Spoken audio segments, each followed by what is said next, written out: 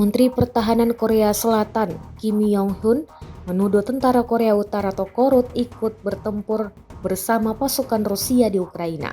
Lebih lanjut, Kim pada Selasa 8 Oktober 2024 mengatakan sangat mungkin kalau 6 perwira Korea Utara tewas dalam serangan rudal Ukraina di dekat Donetsk pada Kamis 3 Oktober 2024, lapor media Ukraina.